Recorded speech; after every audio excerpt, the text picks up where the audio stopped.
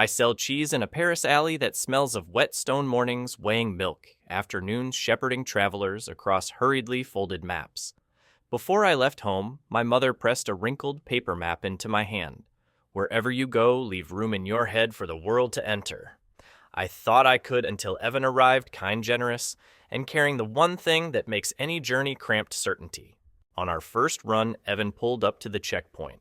I asked for his passport. He laughed. Canada's right above us, not abroad, right? I pointed at the flags snapping and the cold word border. He went quiet, then muttered, right? A border is salt without an ocean. In Marrakech, he ordered mint tea. The server lifted the pot high, the stream silvering the air. Evan sprang up. You'll spill it, I whispered. This is how you wake the aroma, not a flourish. He sat, watched the foam bloom, and said, back home I would've. Made them set it down. Istanbul, a stone room, warm as a heartbeat. Evan came with personal towel and noise-canceling earbuds. The old telex smiled, taught him to lie back, exhale, and let the soap bubbles tell their story. Where I'm from, we call this service. Evan said softly later, but here it felt like I shed a coat of hurry. On Orchard Road, Evan unwrapped gum. I touched his sleeve, pointing to a tiny placard, no chewing gum. He frowned, a law for a single stick. In a tight place, I said people hold one another with small discipline. Evan swallowed perhaps both the gum and his ego. Tokyo, 6, perfect bins in a row. Burnables, non-burnables, peat cans, glass paper. Evan froze with an empty coffee cup. Every choice feels wrong. The clerk smiled, peeled the lid, removed the inner film pointed to each slot without a scold. Evan bowed as he dropped the pieces, breathing out like someone who just learned the first letters of a clean language. On a windy Canterbury hill, Evan asked, is there a tour for wild kangaroos this afternoon? The driver laughed like wind chimes. Kangaroos are in Australia. Here we have kiwi, a bird that doesn't fly. Evan looked at the fruit in his hand and grinned. At least you can eat this. Then stared amazed as a kiwi scurried past, learning that names also have homelands. Lucerne. On Sunday the town was so still you could hear milk kiss the glass.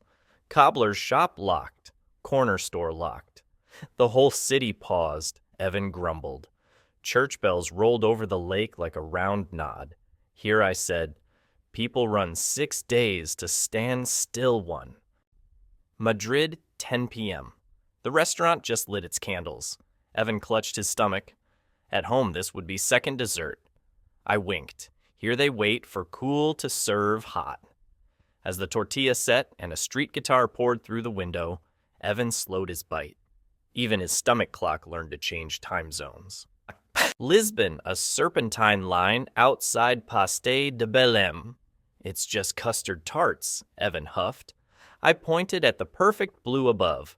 Some things aren't delivered fast, they land from hot ovens and long history. He cracked the shell. As the flakes sang, he conceded that haste is a poor flavor. Delhi crossroads, stars of metal everywhere. The river of vehicles parted for a strolling cow. Evan yelped, everything stops for a horn. The driver shook his head, smiling. For a right. Evan sank back. Priorities can be drawn by faith, not just horns. Masai, Mara, dawn. After an hour of stripes and long necks. Evan, where are the lions? The San Diego Zoo has them all together. The ranger handed him binoculars. Here they have themselves. 2 lions rose on the horizon. Evan lowered his camera. What needed turning on was his heart not burst mode. Reykjavik, 11 p.m. Bright as late afternoon. Evan called the desk, broken curtains, it won't get dark. The clerk smiled and pointed to a wall map, midnight sun. Evan stood by the window seeing something true that disobeyed his wish. He closed the drapes out of habit, then opened them out of honesty. Back in Paris, under a soft drizzle, Evan walked the Seine phone asleep in his pocket. At the border, I thought Canada wasn't abroad. He exhaled. Turns out, abroad is anywhere I refuse to step out of myself. I handed him my mother's map borders, thin as thread, corners tea-stained. A good map, I said, doesn't flatten the world. It teaches you to read the bumps, mountains, people, habits, faith. Evan nodded. I thought traveling far required home standards.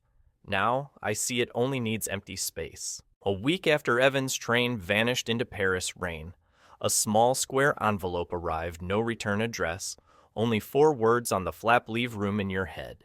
Inside a postcard of a Midwestern sky so wide it looked borrowed from the sea. In neat block letters, I took the long way home.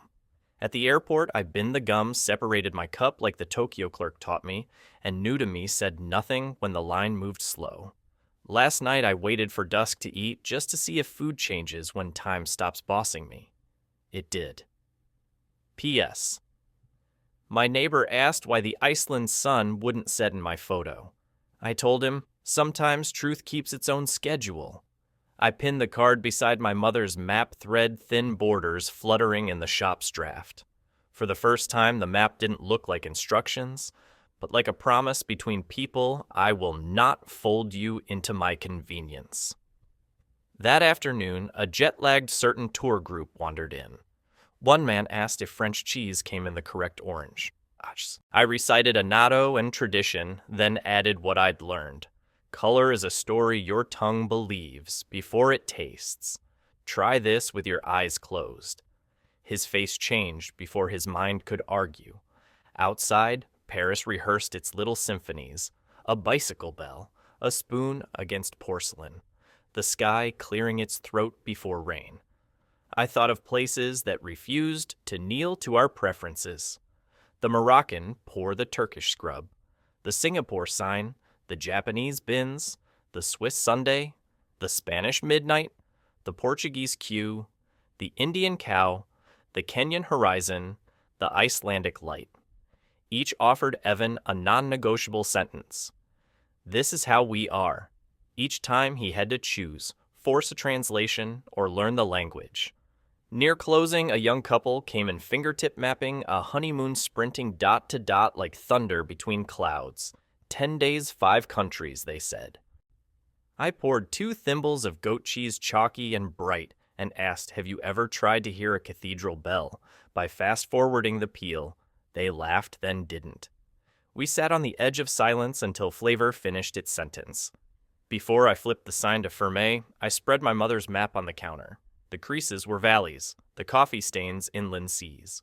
I drew a small square around my shop's address and wrote customs. Not the kind that stamps your passport, the kind you pass through when another person's way of doing things touches your own. If you asked what I sell now, I wouldn't say cheese. I'd say I slice small tests of patience, pour thin lines of trust, and wrap them in paper just noisy enough that you'll hear the sound of regard. I mail them to places I'll never go, desks at 9 p.m. Kitchens where microwaves are king classrooms, where history is scored like a league table and hope they survive the trip.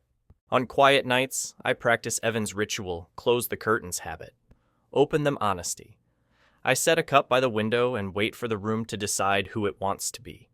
Some evenings the city gives me darkness. Some it does not. Either way, I keep a chair for whatever arrives.